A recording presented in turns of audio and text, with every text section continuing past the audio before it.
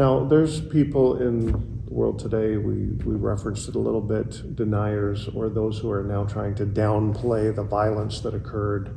They're saying it wasn't as bad as, the media said it was. What's your answer to those kind of people? Well, I look at it as politics, but I don't get involved with that. But I say to those people, what's the difference between you and Hamas? If you could deny something like that, it's denying the Holocaust and then turning around and screaming at us, Nazis.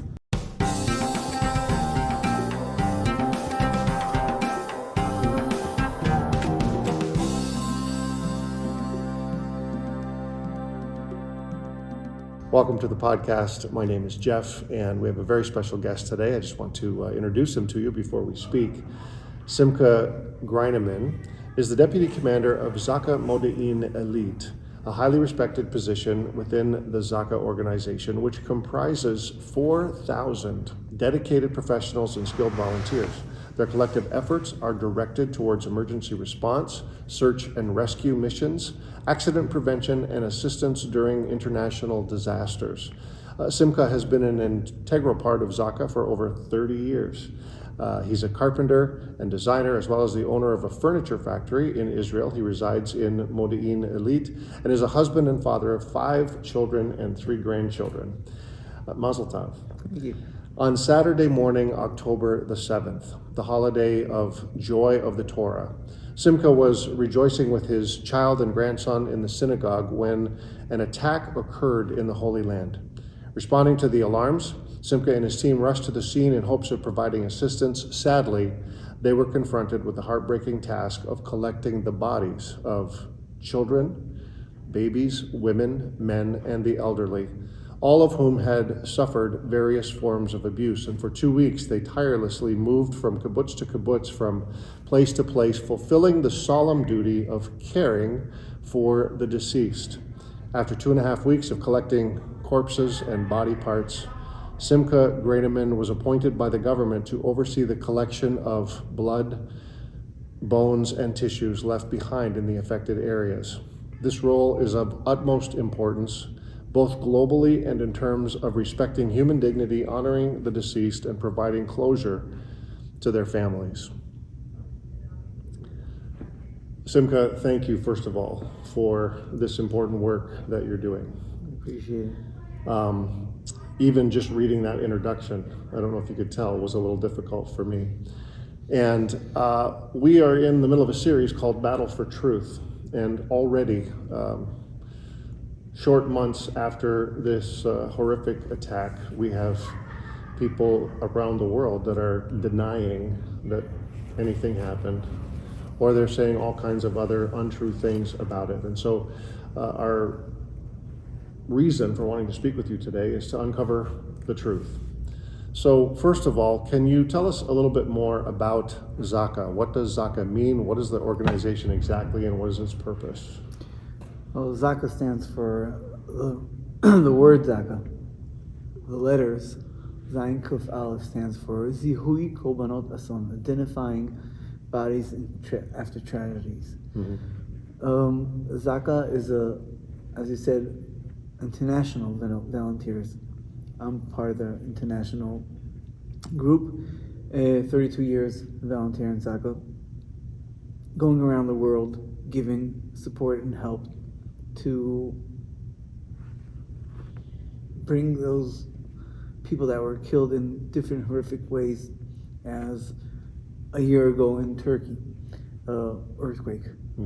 A few years back, Surfside here in Miami, 9/11, the tsunami in Haiti, Bombay attack, Egypt attacks. All around the world, it doesn't make a difference. The culture of the country, Islam, Christian, in our backyard in Israel, dealing with the deceased people. The volunteers in Zaka are different cultures, Jews, Christians, and Muslims, men and women could be volunteers in Zaka, and as it is, we are all connected to one understanding, providing and bringing people that were deceased, God's creation, to burial. Understanding that Adam and Eve were created from from sand, and creating from sand and going back to sand, as it says in the Bible. Understanding what the Bible says, that every drop of blood of a human, when he's deceased, is part of the soul leaving with the blood. It's not when someone gets injured, but when someone gets killed in a horrific way, as a car accident or any other situation, even suicide. Whatever happens to the body, the blood has to be buried. The same way as if you come to a situation that a Bible gets burned by any reason, you collect all the ashes and you bury them. You respect the Bible, and by respecting these people, collecting all the remains and bringing it to burial, that's a respect. And it doesn't make difference who they are or what culture they are. By understanding that, that's our purpose of life. You said we collected for 2.5 weeks the bodies and parts of bodies. We collected after that, or during that time, 1,500 terrorists. Going through the kibbutzim thing, all these scenes of the families, as you said, babies, children, women, men, all the people, Holocaust survivors that were killed in brutal ways. Putting that aside and collecting the terrorists by understanding that you have to be humanity. Understanding that the meaning, creation of God, in God's steps, God created man. And by seeing that and understanding what it means to you, hopefully the other side or whoever it is that's facing you will understand that. It took 50 years to deny the Holocaust. It took 50 seconds to deny what happened in October. Because social media today is like wild.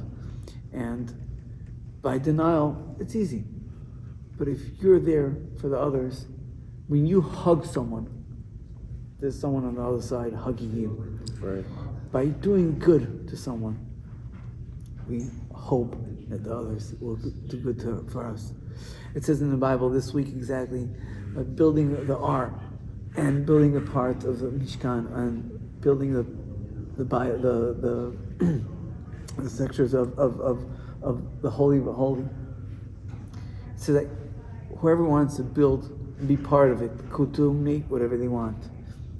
It says it in Hebrew. It says vinatnu. Vinatnu is vav nun, saf vav nun. You can read it from both sides. If you can read it from right to left, and from left to right, it's the same letter, the same letters on both sides. Because when you give, when you donate, when you give someone else, you get back from God. Right. So it's always, when you give, you'll be giving. When you help, you'll be helped.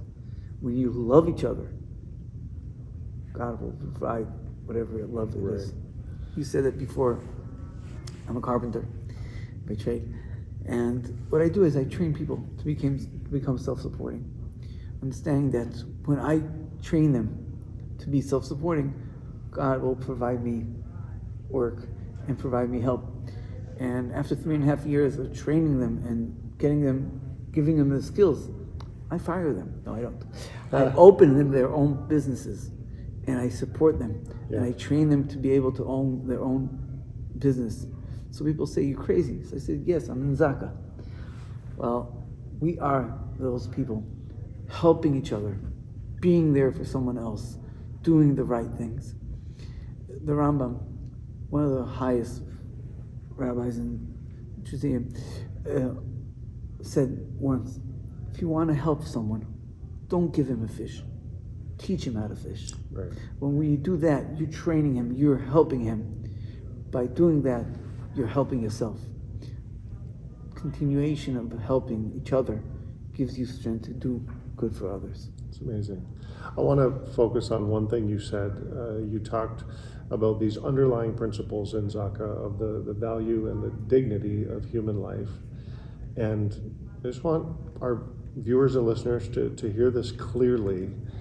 You did the same for Jewish bodies and for the bodies of the terrorists. The same Sure. value, the same dignity.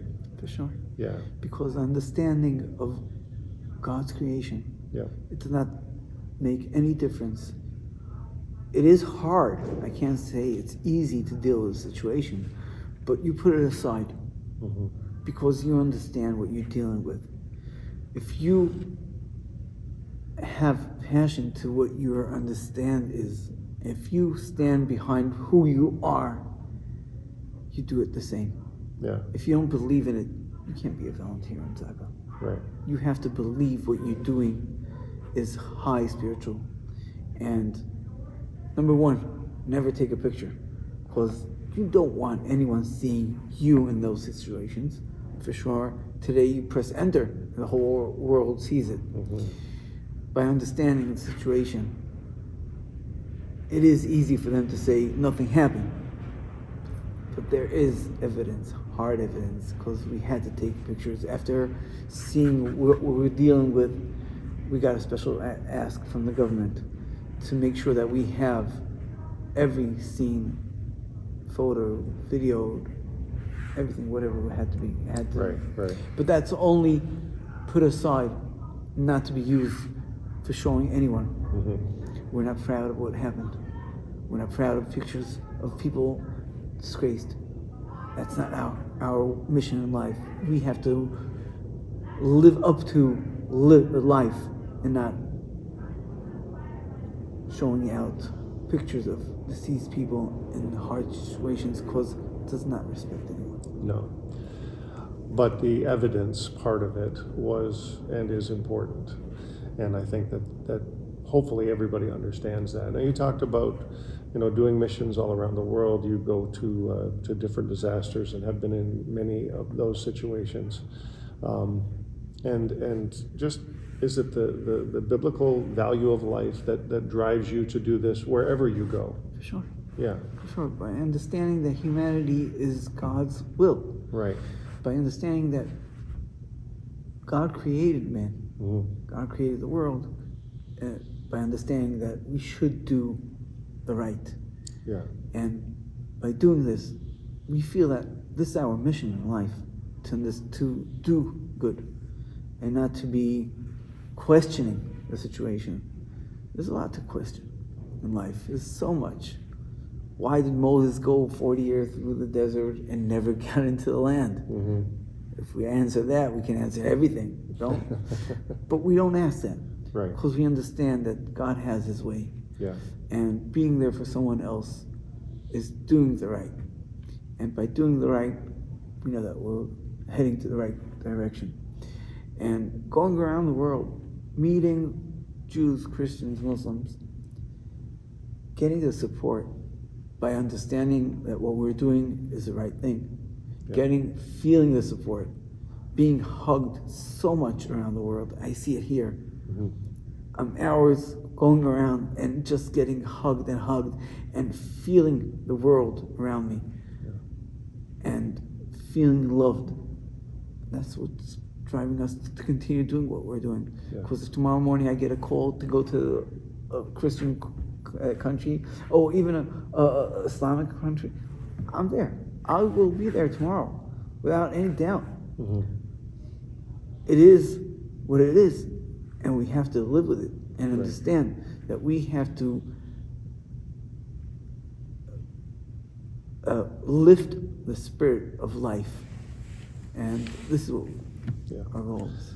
Now, I almost want to apologize a little bit for asking you this ahead of time, but we are after truth, and so help us a little bit with the events of October 7th. How did that unfold for you, and what were the deepest impressions, I guess, that were made on you on that day? As a medic, I was called in. I got a special code from the Army. I served in Special Forces for 27 years. collecting evidence from scenes, international and hard situations in Israel. That was my service in the army. And being there for others. And when I got the call, I didn't know what I'm facing. When I get a call that I'm going to a car accident, so I know. But I get called internationally to an earthquake. So I know in that building, there were 100 people that lived, but 50 out of them were survived. So you know what you're heading to. Over here, it's a wild dream. You don't know what you're facing at all, totally. Leaving my house, I said, so what was the last scenario and something that hard situation? Because I had to make sure that the guys that are coming with me as a deputy commander, I had to explain to them, listen, we're facing a hard scene. If you're not ready, stay home. If you're ready to come with me, let's go. And these are the guys are volunteers with me years already, and we saw hard things. So we knew that we were facing something hard, but we didn't know how hard. Right. When we came to these scenes, it was hundreds of bodies, hundreds of parts. There's things that you can't imagine at all. The hardest situation that hit my head a few years ago, the synagogue that was hit in Har-Nof in Jerusalem. So you see a scene, you see bodies, and you see blood. But over here, you're talking about hundreds. You're walking into a field and bodies and bodies and bodies, men, women, children. You cannot relate to something like that. Right. And your wild dreams, hearing stories about our ancestors going through the Holocaust. Yeah. It was a little bit more, something that you can't relate with stories. But when you see it in front of your eyes, you can't relate to it. So you work like a robot. Collecting as fast as you could, as much as you could, hours and hours and hours, days and nights. For the first 6 days, I slept 5 hours. I was working like crazy, working, collecting the first night 600 bodies, making sure that they get to the morgue, trying to identify as fast as we could to be able to get the families support and answer. Right. Some of the kids are missing, some of their parents are missing, some of the elderly are missing.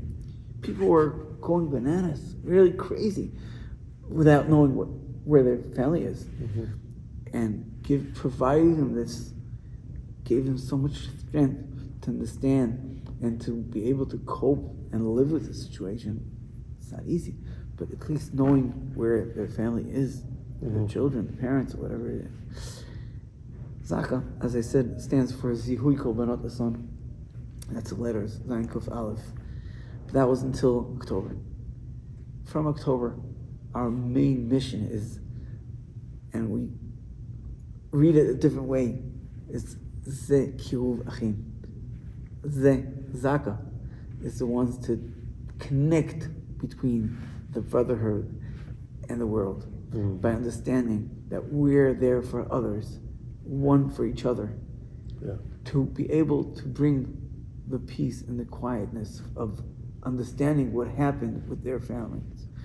And dealing with this disease doesn't make a difference if it's Jews, Christians, terrorists, Thai workers, different people. There were Israeli Muslims that worked in Israel. They were killed also. Yeah.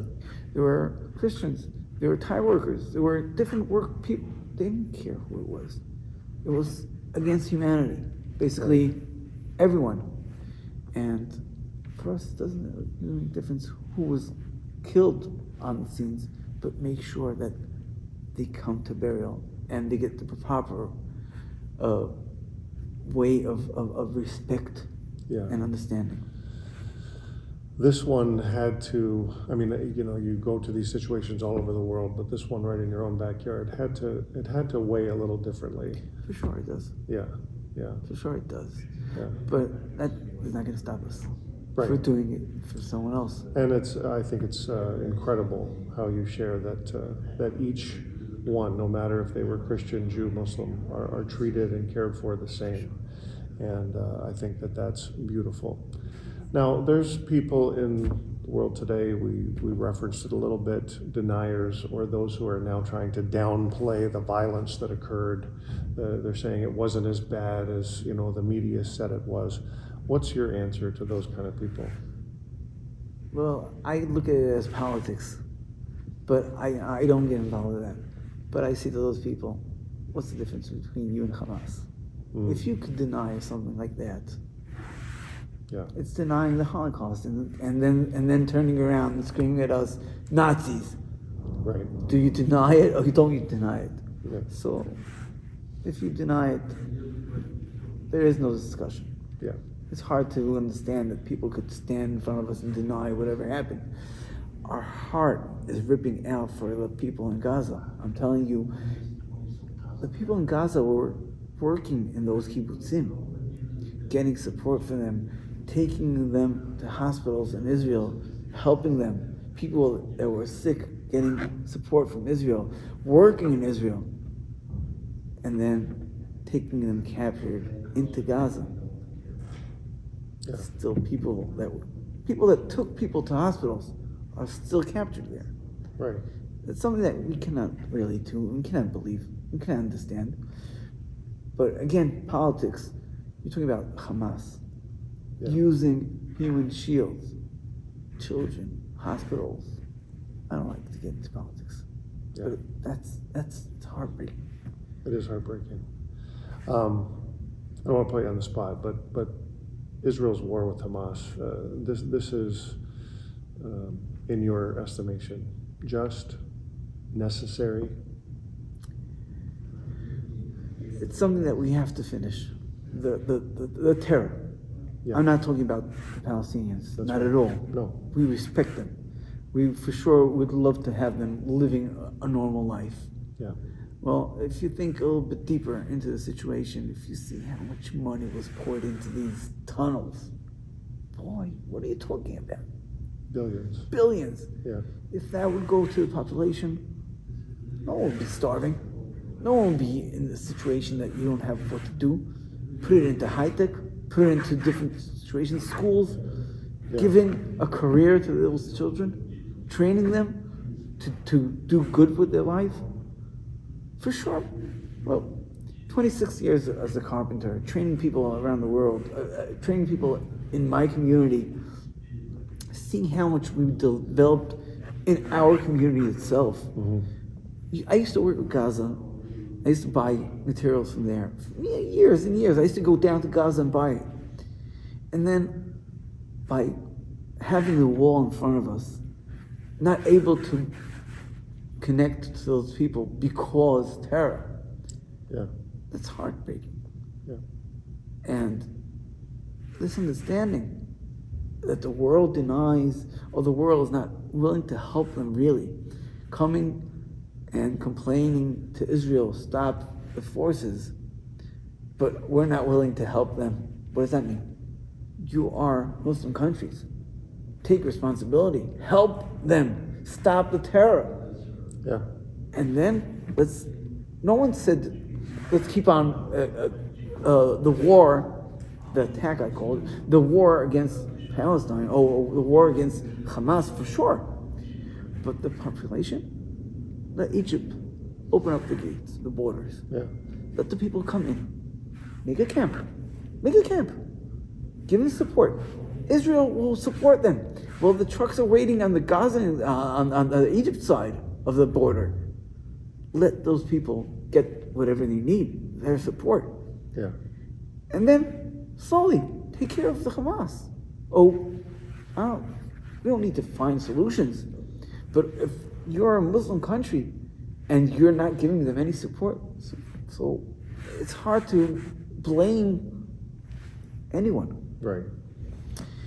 Again, that's politics. I'm so against it. Yeah. As I said, it's heartbreaking, and seeing the situation, and people are getting killed. Yeah. And it's not humanity. No. But as it is, missiles are still flying towards Israel. Right. And it's not only there in Gaza, but Iran, Yemen, Lebanon, it's getting caught. Yeah. By stopping it international, by forget about denying. The world has to be united. Mm-hmm. Stop terror.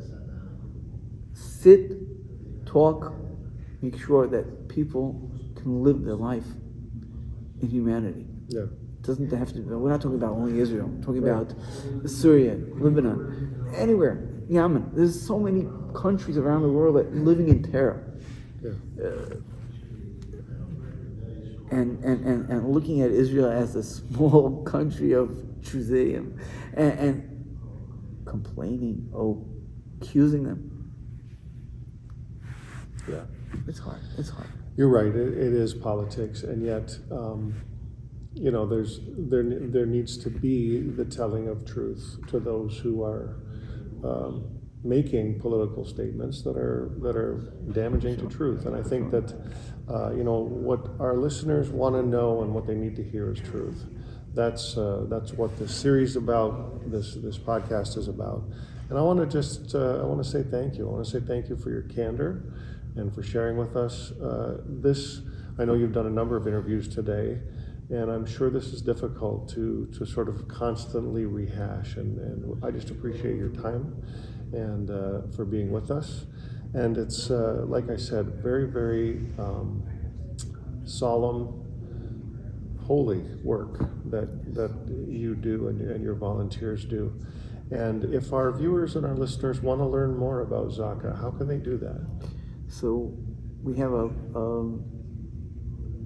QR code that takes us straight to Zaka's post on our page, and you can go into there and first of all, for sure, donate for help. Right. Because Zaka volunteers, as I said, we have 4,000 volunteers, and our wives, husbands, because as I said, we are men and women volunteers, and our children. We need personal help, and for sure, donations will be thankful. And if you want to learn more, you'll be able to see Adopt a Family, it's called. There's different opportunities to adopt a family and continue viewing and seeing how they're able to cope with the situation. Right. And we're grateful. Okay, zaka.org.il. So if you're looking for information about Zaka, you can go to their website, and there's lots of info there and a QR code where you can get further information, and we just encourage you to do that. Simcha, thank you so much for taking the time to be with us today, and God bless you. Thank you. Thanks for watching. You can listen to this entire podcast on your favorite audio podcast platform. Find the link below. And while you're at it, don't forget to click subscribe and follow us on Facebook so you can stay connected to First Century Foundations.